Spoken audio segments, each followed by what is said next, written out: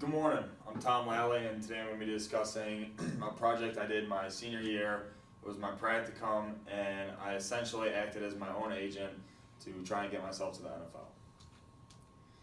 So it was a practicum, it was spring of 2015. My advisor was Dr. Toma, and I worked with a man named Jake Steinberg. Jake Steinberg contacted me on Twitter shortly into the playoffs of my senior year. He began talking to me, and we developed a relationship to where he helped me tremendously throughout this process. So the first thing that I had to do, once I decided that I was not going to use an agent and I was going to try to represent myself, is find a place to work out. Training is essential to try to get to where I wanted to be. I was playing in the NFL, and training for a pro day type workout is much different than training for playing football. So I did not know very much about the pro day style workouts, so I contacted the help of a man named Tim Robertson. He owns Speed Strength up around Chardon. He is also the strength coach at John Carroll University, and that's how I got in contact with him, and he helped me tremendously throughout the process as well. My mentor, so Jake Steinberg was the guy that kind of guided me along through this process the whole way. I'll get into it a little later, but throughout this process, he was constantly giving me tips, giving me insight, keeping me positive, and just helped keep me on the right track. So one of the things that I had to do was very early on in the process is set up a highlight tape, and this will allow scouts to look at me and decide if they want me to be on their team or not. I worked on it very hard.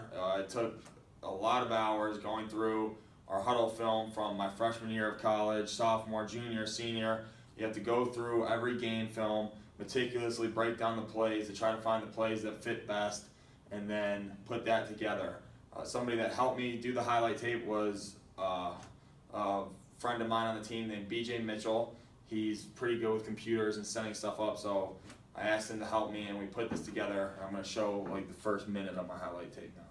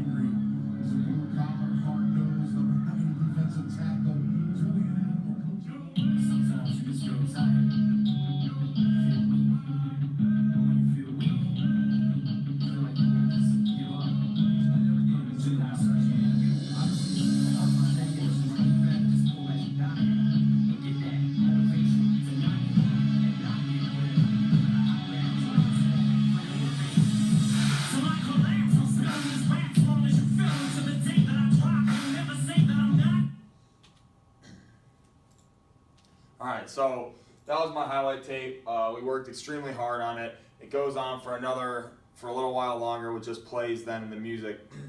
But basically that was just to help get me out there, get me marketed to these coaches, and try to hopefully get me onto a team. Now, something I did later on going through is a lawyer had contacted me by the name of Paul Vincent. He was actually an agent himself, and he wanted to represent me throughout the process. I told him I did not want an agent, I did not need the representation, but I did go up to Lakewood and I met with him and just kind of discussed the terms, how to set up contracts in the NFL, how he would go about it, and just pretty much how to go about discussing your contract in that first year, in that first contract. So I didn't know too much about it, so when Paul Vincent contacted me, I was pretty excited to go up and have a sit-down meeting with him and really kind of get the ball rolling on figuring this out. So then I started talking to Jake Steinberg about what the best option to contact NFL teams were. He we both decided that email would be best from the start. Email is an easy, efficient tool. You can send out multiple emails in one. You can send links, you can send letters, you can send whatever you need to do to get yourself in front of these NFL coaches. So Jay Steinberg sent me a list of everybody in the NFL, from the head coach to the lowest scout. He sent me everyone's emails. So I began meticulously just emailing them one after another, sending out a letter, just letting them know who I was, what I've done at the University of Mount Union for the past 4 years, why I might deserve a shot, and then my highlight tape. So we decided to go on and do that for a while, and then as it got later on in the process, we sent another email. We ended up sending 3 emails in total, 3 like mass emails in total, and I believe that those are pretty much the reason why I was even given a shot. So that brings me to the next step in the journey. It was the pro day. So seeing as how I didn't have an agent, I had to go about setting up my pro day myself. With the help of Coach Vince Karras and Coach Matt Gildersleeve at the University of Akron, we were able to get all of us into Akron to do their pro day. We had 7 guys from Mount Union go to Akron and do a pro day there. It was extremely helpful for us, and it was able to get guys like us from Mount Union in front of many scouts. I believe Akron had 29 scouts there that day, so there was only 3 teams not represented. So it was a very good experience. I'm really appreciative of Coach Matt Gildersleeve at the University of Akron for allowing us to do that, and it really helped get us to where we wanted to go. So that brings me, once the pro day ended, you're kind of in a little bit of a state where you don't know what to do anymore, really. Your training's kind of over for the pro day, so you're moving now into your football specific training. You really have put in all the work that you could do, and now you're kind of waiting around. So I waited and I waited.